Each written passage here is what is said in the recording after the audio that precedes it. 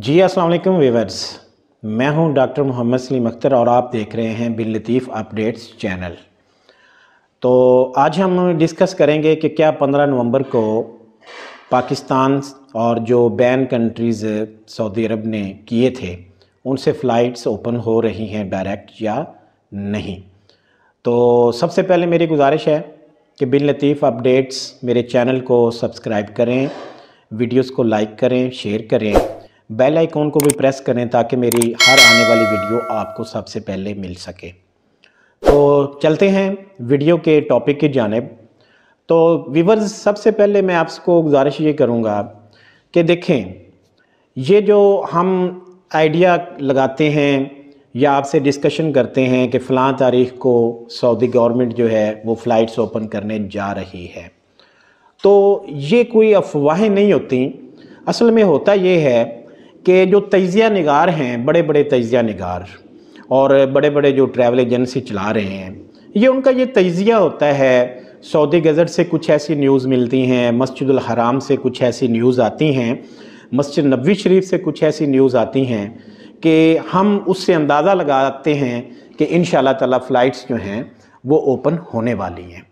अब देखिए, सबसे पहली बात तो ये है कि जो अकामा होल्डर्स इस वक्त पाकिस्तान में हैं और बांग्लादेश, भारत या एन अदर कंट्रीज़ में, तो सऊदी गवर्नमेंट ने 30 नवंबर तक उनके जो अकामे थे उनकी वैलिडिटी थी जो वो बढ़ा दी थी 30 नवंबर तक बग़ैर किसी चार्जेस के या लेट फ़ीस के।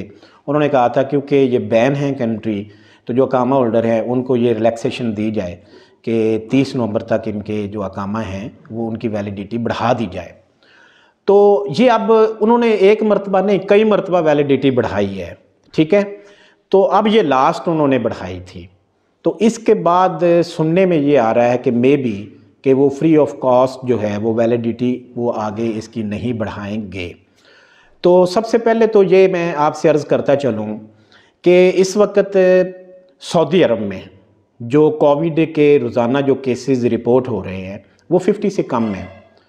मैं आपको इंशाल्लाह स्क्रीन पे भी दिखाता हूँ जो सऊदी गज़ट एदाद शुमार डेली जारी करता है। पाकिस्तान में भी 500 से कम रह गए हैं। 1.07 जो रेशो है डेली की, वो औसतन केस पाकिस्तान में रह गए हैं।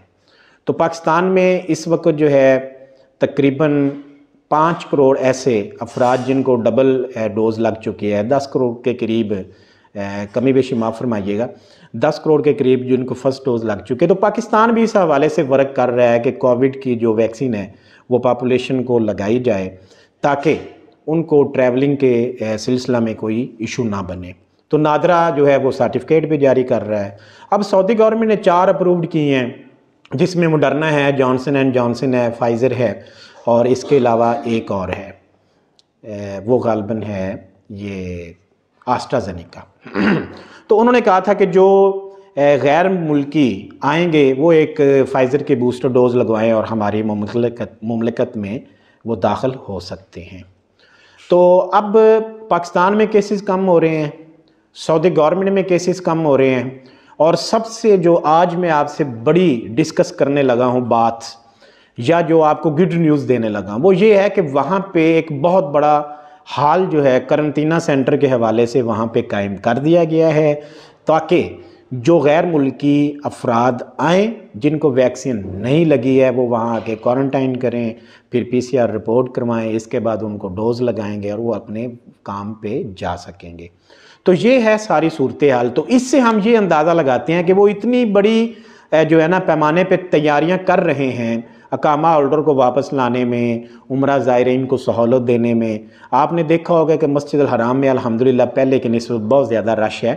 जुमा की नमाज को बहुत ज़्यादा रश होता है, जुमेरात को बहुत ज़्यादा लोग वहाँ पे जाते हैं, और जिन मुल्कों में बैन नहीं है वहाँ से भी उम्रा के लिए मुमलिकत में सऊदी अरब में लोग आ रहे हैं। तो वहाँ पे 200 उम्रा की जो कंपनी हैं उनको भी अल्टीमेटम दिया गया है, वो भी तैयारी कर रही हैं। 2.5 लाख के करीब जो है रूम्स होटल के वो भी वहाँ पे इंशाल्लाह ताला पोर्टल पे अनकरीब दस्तयाब होने वाले हैं। तो मेरी गुजारिश है व्यूवर्स कि इस वक्त जो अकामा होल्डर्स मेरी ये वीडियो देख रहे हैं, 15 नवंबर हतमी डेट नहीं है, कोई ऑफिशियली तौर पे सऊदी गवर्नमेंट ने इस हवाले से ऐलान नहीं किया है।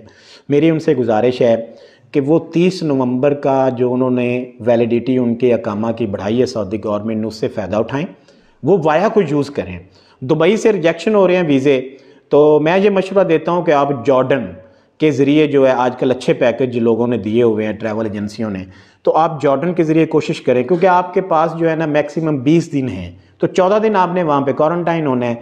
तो इट्स मीन कि अगर 14 या 15 तारीख तक आप वाया कहीं भी मुल्क में फ़्लाई करते हैं, जॉर्डन में जाते हैं, तो आपके पास पीछे 15 दिन हो गए, वो आपने क्वारंटाइन करना है। और 30 नवंबर से पहले आप सऊदी मुल्क में जाके सऊदी अरेबिया में इंटर हो सकते हैं।